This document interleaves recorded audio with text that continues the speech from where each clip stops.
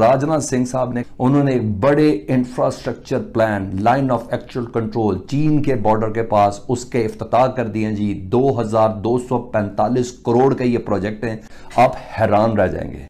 एक nuclear hardened facility, ऐसा tunnel जिसको बनाने का आगाज कर दिया इंडिया ने, जिसको दुनिया की कोई एयरफोर्स हिट नहीं कर सकती। Facility ensure that military supplies, यानी ये इसलिए है कि फौज अगर लड़ रही है बॉर्डर के पास तो उसको नियरेस्ट मिलिट्री सप्लाई मुयसर आती रहे, उसके लड़ने में कोई तवक्कुफ ना हो।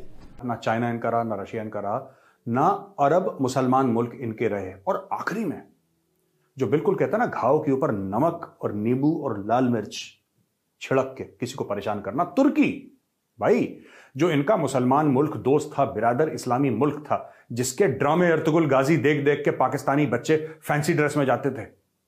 जय हिंद, स्वागत है आप सबका दी तथ्य न्यूज़ में। साथियों, S-400 की तकलीफ जो है वो अभी जो है कम नहीं हुई थी, उस पर जो है अभी ढंग से बर्नौल नहीं लगा पाए थे कि ये जो चाइना बॉर्डर है LOC, वहाँ पर पता चलता है कि इंडिया ने 2 लाख की फौज जो है वहाँ पर डिप्लॉय कर दी, 2 लाख सैनिक वहाँ पर डिप्लॉय कर दिए। इसी के साथ साथ में ये जो न्यूक्लियर टनल वाली बात है, ये तो मतलब पाकिस्तानियों को ऐसी चीज़ है जैसे बिल्कुल जो इनकी आसमानी किताबों में होती है ना, वैसी चीज़ की ये तो कभी सुना ही नहीं था। ये तो मतलब क्या हो गया, क्योंकि उन्होंने पहले कभी वर्ड भी नहीं सुना होगा कि न्यूक्लियर टनल आखिर होती क्या है, इस टाइप की चीज़ें होती क्या हैं। जो इंडिया जिस तरीके पे वहाँ पे इतना करोड़ों का बजट लगा रहा है ना, क्योंकि ये लोग कंपेयर करते हैं कि यार इतना करोड़ का बजट वहाँ पे लग रहा है और हमारे यहाँ तो हम भीख मांगने जाते हैं, तो इतने करोड़ के लिए इससे 10 गुना ज़्यादा करोड़ों में हमको गालियाँ सुनने को मिलती, तब कहीं जाके भीख मिल पाती। तो पूरी चीज़ क्या है, पहले उधर चलते हैं, आप चैनल को सब्सक्राइब करके बेल आइकन दबा लें। 2245 करोड़ रुपए का प्रोजेक्ट उन्होंने लॉन्च कर दिया है जी। इस प्रोजेक्ट की रोशनी में 24 पुल हैं जी, कश्मीर, जम्मू, आसाम और line of actual Arunachal Pradesh के पास। राजनाथ सिंह साहब ने उन्होंने एक बड़े infrastructure plan line of actual control चीन के बॉर्डर के पास उसके इफ्तिताह कर दिए जी। 2245 करोड़ का ये प्रोजेक्ट है, आप हैरान रह जाएंगे। एक न्यूक्लियर हार्डेंड फैसिलिटी, बिल्कुल नया वर्ड है ना आपके लिए, जी हां, ऐसा टनल जिसको बनाने का आगाज कर दिया इंडिया ने। फैसिलिटी जिसको न्यूक्लियर टेक्नोलॉजी के साथ जिस टनल को बनाया गया हो, उसको पूरा गोदाम की शक्ल देते हुए तामीर का उसको आगाज कर दिया गया है, जिसमें इंडियन फौज के लिए असला, मिसाइल्स, बैटरीज, गोला बारूद लाइन ऑफ एक्चुअल कंट्रोल के बिल्कुल करीब रखा गया है। यानी ये इसलिए है कि फौज अगर लड़ रही है बॉर्डर के पास तो उसको नियरेस्ट मिलिट्री सप्लाई मुयसर आती रहे, उसके लड़ने में कोई तवक्कुफ ना हो। हिमालय जैसे पेचीदा सड़कों पे आमतौर पे कई दिन लग सकते थे कि 2 मुल्क जो है वो आपस में उनकी कशीदगी मजीद बढ़ जाए। मतलब 2 बड़ी यानी एशिया के। साथियों, इंडिया का जो है पूरा तरीके से राइट है, पूरा तरीके से हक है कि भाई इंडिया अपने सीमाओं के अंदर जो भी करे वो कर सकता है, इसमें कोई भी दिक्कत की बात नहीं होनी चाहिए। हम भी देखते हैं और देशों को, हम भी हिंदुस्तानी भी देखते हैं कि और देश ऐसे ऐसे कर रहे हैं, कोई कुछ हथियार बना रहा है, कोई कुछ बना रहा है, कोई किसी तरीके का कुछ बना रहा है। हम लोग कई चीज़ें खरीदते भी हैं, हम देखते हैं कि ऐसा ऐसा कर रहा है। हम चाइना को देखते हैं कि वो इतना कुछ कर रहा है, अपने बॉर्डर पर ऐसा ऐसा कर रहा है, दुनिया जहान की चीज़ें।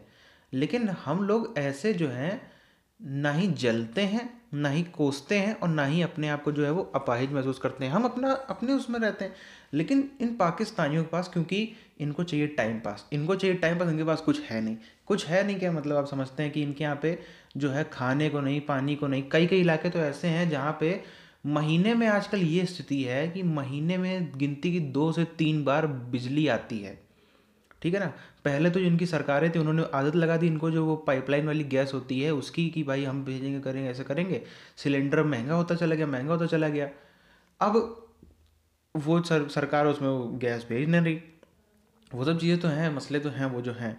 हम बात करें जो डिफेंस की, अगर आप देखें इंडिया का डिफेंस बजट किस तरीके से है, और इंडिया में सबसे पहली बात है डिफेंस में करप्शन नहीं है।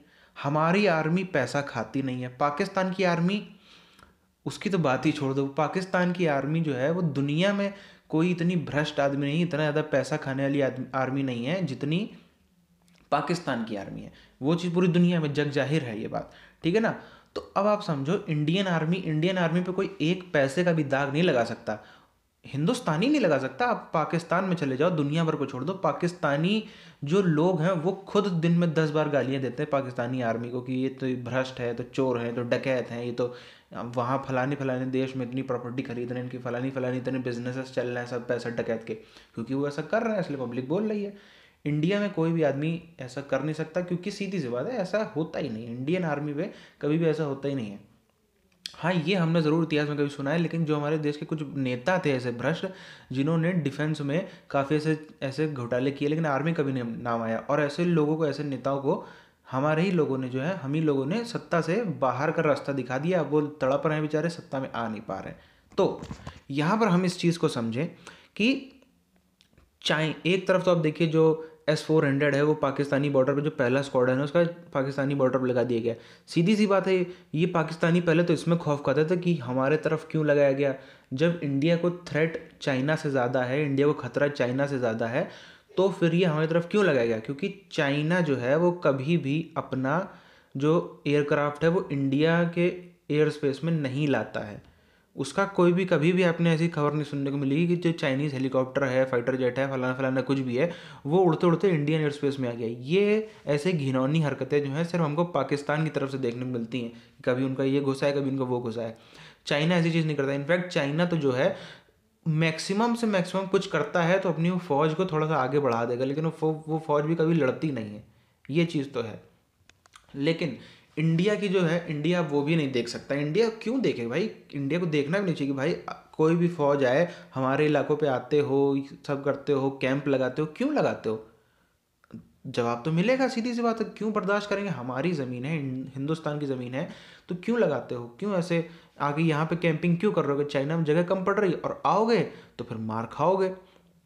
इसीलिए देखिए आप, इंडिया जो है ना, इंडिया उन वेपन्स में, ऐसे वेपन्स जिसमें मतलब ये गोलीबारी से हट करके, जैसे आप देखिए चाइनीज़ के साथ में जितने भी जो हमारे झड़प हुए हैं वो डंडों से, हॉकी से, और जो वो नुकीले तार लगे वाले लकड़ी के, मतलब हॉकी टाइप के, इन सब चीज़ों होती है, क्योंकि वो चाइना कभी भी गोली नहीं चलाता। उन पर आप गोली चला दोगे तो हमको इंटरनेशनली दिक्कत होगी। इसीलिए ऐसे आप देखिए वेपन्स में इंडिया इन्वेस्ट कर रहा है, जो फौजी होंगे बिना गोली चलाए भी, ऐसे जो मार पिटाई वाली ऐसे लड़ाई होती है ना, हॉकी डंडेबाज वाली, इसमें भी कैसे किस तरीके से ज़्यादा से ज़्यादा चोट पहुंचा जा सकती है, क्योंकि वो ज़रूरी है। क्योंकि चाइना ऐसा देश है जो कभी भी एक गोली फायर आगे भी नहीं करने वाला। बहरहाल इस वीडियो को यहीं पर ख़त्म करते हैं, मिलते हैं आप सबसे आने वाली वीडियोज़ में, तब तक के लिए जय हिंद।